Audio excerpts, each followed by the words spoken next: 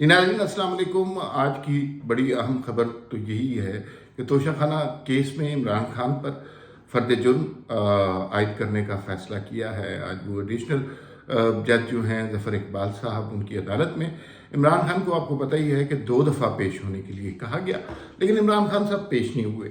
आज भी एक मेडिकल सर्टिफिकेट जमा करा दिया गया। अली बुखारी थे और गौहर साहब थे उनके वकला, और उन्होंने वो मेडिकल सर्टिफिकेट जमा कराया और उन्होंने कहा कप्तान की तबीयत इतनी ख़राब है कि कप्तान साहब जो हैं अब अदालत में दाखिल नहीं हो सकते। जजेस भी वैसे सोचते होंगे कि भाई ये टीवी पे आके रोज़ खिताब करते हैं और रोज़ जो है नफ़रत का एक बयानिया क्रिएट करते हैं, तो अदालत आते हुए क्या सूरत हाल है। लेकिन इस सारी गुफ्तगू में खैर अदालत ने अब कह दिया जी कि अगले मंगल को फर्द जुर्म आयद होगी, कप्तान साहब खुद पेश होंगे, एक श्योरिटी बॉन्ड उसके लिए भरवाया जाएगा। लेकिन इस सारी गुफ्तगू में ये तो सारी बहुत पुरानी है। ये केस भी आपको पता है कि तोशाखाना केस है, जिसमें इमरान खान साहब ने तोशाखाना के अरबों रुपए के तहाइफ बेचे और उन तहाइफ को बाद में पहले वहाँ से गायब किए, फिर उनको बेचे, फिर उनकी थोड़ी सी रकम तोशाखाना में जमा करा दी, और जो बेचे वो अपने असासों में गोशवारों में जाहिर नहीं किया। ये इतना सा केस है और वो अरबों रुपए की मालियत है। लेकिन अली बुखारी साहब ने आज कमाल ये किया, और कप्तान की इंस्ट्रक्शंस पे ही किया होगा। वो कमाल ये था कि उन्होंने फरमाया कि अदालत ने कहा जी कि 50,000 रुपए के श्योरिटी बॉन्ड जमा करवाए जाए। तो उन्होंने दरख्वास्त की अदालत से जी कि 50,000 रुपया तो बहुत बड़ी रकम है, तो इसको 30,000 रुपया करते हैं, जिस पे अदालत ने कमाल मेहरबानी करते हुए उस श्योरिटी बॉन्ड की रकम 30,000 रुपया कर दी। अच्छा, ये बड़ा अहम नुक्ता है। अगले मंगल को जो कुछ होता है, उनके वकील कह रहे हैं कि फ़र्द जुर्म आयद नहीं हुई अभी, और वो मेडिकल सर्टिफिकेट, खान साहब की तबीयत ठीक नहीं है और वो चल नहीं सकते और वो अदालत में पेश नहीं हो सकते। लेकिन ये जो 50,000 से 30,000 वाला नुक्ता है, ये ज़रा समझने की बात है। उसके बाद बाकी इशूज़ पर बात करते हैं। देखिए, आदमी को अपने पैसे का कितना गम होता है। ये इमरान खान जिन्होंने पाकिस्तान के वज़ीर आज़म रहे और अरबों रुपए की मालियत के तोशाखाना से तोहफे चुराए और फिर उनको बेचा, सस्ते दामों बेचा, कोड़ियों के मॉल बेचा। एक लम्हे को भी उन्होंने नहीं सोचा कि ये हुकूमत पाकिस्तान का ख़जाना है, ये पाकिस्तान के लोगों की अमानत है, ये दूसरे मुल्कों की तोहफ़ों का तक़द्दुस है। और ये जो है ना, मसलन अगर 1 अरब 70 करोड़ रुपए की घड़ी है तो वो बेचा है 30-40 करोड़ रुपए में, इसलिए कि ये पैसा अपना नहीं था। लेकिन वो जो कहते हैं कि खान साहब उस मुहावरे पर अमल करते हैं कि चमड़ी जाए मगर दमड़ी ना जाए। आज जब उनसे तो ये तोशाखाना रेफरेंस केस में, ट्रायल केस में, जब उनके वकील से कहा गया कि आप 50,000 रुपया जमा कराएं, 50,000 रुपया, 50 लाख नहीं, 50 करोड़ नहीं, 50 अरब नहीं, 50,000 रुपया जमा कराएं, तो उन्होंने फ़ौरन दरख्वास्त डाल दी कि ये पैसे बहुत ज़्यादा हैं, इसको कम करें। तो उसमें से 20,000 रुपया अदालत ने कम कर दिए। ये फ़र्क होता है अपने माल में और कौम के माल में। कौम का अरबों रुपया आप लुटा दें, आपके खान साहब के दिल में कभी मलाल नहीं आया, और खान साहब ने कौमी ख़जाने को जिस तरह इस्तेमाल किया, जिस बेदर्दी के साथ लूटा, वो सबकी मिसाल अपने सामने। अपने ऊपर बात आई है, अपने ऊपर बात आई है तो 20,000 रुपये की कंसेशन के लिए अदालत में आपके वकील को कहना पड़ा। 50,000 रुपया क्या है, और केस देखें कितना बड़ा है। लेकिन ये फ़र्क होता है अपने माल में, कौम के माल में। कौम के माल को जिस तरह मर्जी उठाकर फेंक दें, जिस तरह मर्जी लूट लें, लेकिन अपने माल के हवाले से आपको वो चाहे 20,000 रुपये हो, दर्द होता है, तकलीफ़ होती है।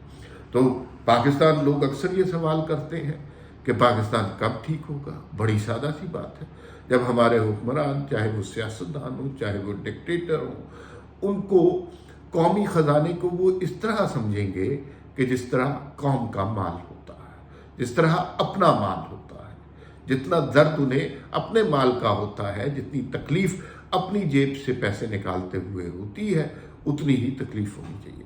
اس بات سے خواجہ آصف کی بہت سی باتیں بھی کلیئر ہو گئی۔ خواجہ آصف یہی کہتے تھے، یہی چیختے تھے کہ کپتان نے کبھی جیب سے پیسہ خرچ نہیں کیا، اور اس کا ہاتھ ہمیشہ دوسروں کی جیبوں میں رہتا ہے۔ یہ 30,000 روپیہ آپ کے خیال میں کوئی جمع کرائے گا؟ عمران خان اپنی جیب سے نکال کے دے دیں گے؟ اس کے لیے بھی شاید کوئی ڈونر تلاش کیا جائے۔ اس کے لیے بھی شوکت خانم کے لیے جو کینسر زدہ بچوں کے لیے جو علاج کے لیے جو صدقہ خیرات آئی ہوئی ہے، شاید اس میں سے یہ رقم نکال لی جائے۔ عمران خان نے تو کبھی روٹی اپنے پلے سے نہیں کھائی، سیریسلی۔ یہ واقعہ میں آپ کو بتا چکا ہوں کہ نہ ہی کبھی کسی کو کھلائی ہے۔ کہ فرق ذہنیت کا دیکھیے کہ کچھ لوگ ہمارے دوست ریکارڈنگ کرنے گئے نواز شریف صاحب کے گھر پہ، اور وہ اس زمانے کی بات ہے کہ جب کہ کیسٹ پہ ریکارڈنگ ہوتی تھی اور اتنا انٹرنیٹ اسٹرانگ نہیں ہوتا تھا، تو اس کے بعد جو ہے وہ ایک لڑکے نے جو پروڈیوسر تھا اس نے گاڑی پہ بیٹھ کے وہ کیسٹ لے کے چینل لے کے جانی تھی تاکہ جلدی جلدی اس کو آن ایئر کروا سکے۔